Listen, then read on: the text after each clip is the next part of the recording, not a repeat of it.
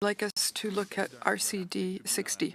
So it's an article published in the Journal of Intelligence, Conflict and Warfare, published February 16, 2023, by a researcher, Caroline Hoare, who specializes in disinformation.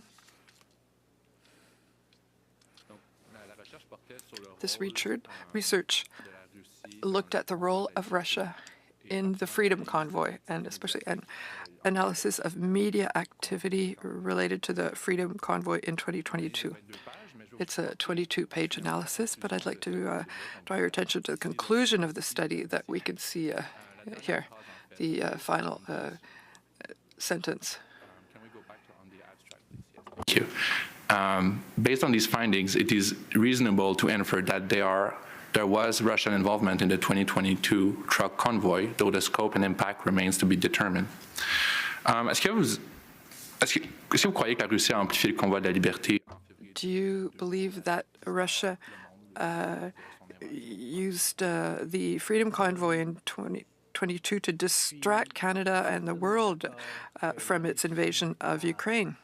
Answer: I certainly agree that Russia amplified the chaos and the disputes and conflict in Canada surrounding the convoy. They're very opportunistic in that sense, that they will amplify any disagreement or differences of opinion, especially in our democratic process and our democracy. But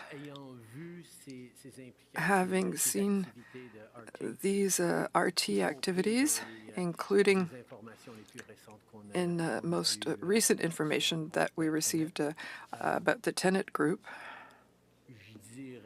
I would say that it would be hard to draw direct conclusions as to the Russian invasion of Ukraine and its activities in Canada, because the Russian activities, the propaganda and misinformation activities on the part of Russia have been fairly constant in our social media, in our Canadian democracy on the part of Russia. To say that one is directly linked to the other, I wouldn't feel comfortable to say that if I didn't have more concrete evidence to make that connection. So I'm not necessarily asking you to make that connection, but I appreciate your answer. Could we look at the messages that were transmitted or amplified in that respect? On page 7, there are some screenshots that were shown by the researcher. And could we zoom so that we can see the titles? I know there are quite a few of them there, but I'll read a few of them. In the middle, Canada's Freedom Convoy has perfectly exposed legacy media's conceited bias. Trudeau is not up to the job, or MEP accuses Canada of human rights violation. Donc, le convoi de la liberté est terminé depuis longtemps, mais the Freedom Convoy is over, but these messages are still being sent nowadays. Answer: yes. We have seen that anti-vax messages during the convoy and during the pandemic were amplified by Russian propaganda, especially in the media of the right, and it was continued by messages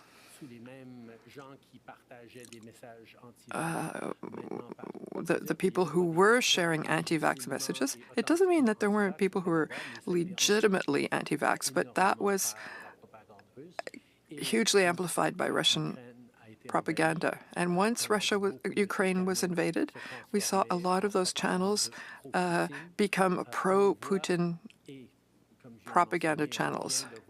And as I said, we've recently seen that RT is currently funding bloggers and other YouTube personalities of the right, such as Jordan Peterson, other names that are well known, and Tucker Carlson as well, in order to amplify messages that are destabilizing democracies. We also have seen that the role of Russia with the Freedom Convoy, well, it's clear that they were following this closely. It took a researcher a year to find the truth, but the harm's already been done once the operations have taken place.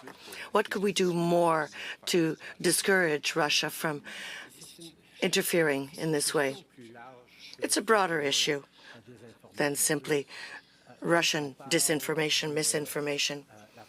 When we talk about propaganda, online disinformation, misinformation, we have tools we can use that we are developing with the web giants in order to prevent disinformation and misinformation. But each time we take such measures, we have to be very aware of the fact that we want to defend freedom of expression. If someone wants to support Vladimir Putin, it's a freedom that we enjoy here in Canada and that the Russians don't have at home. Therefore, we need to protect our freedoms.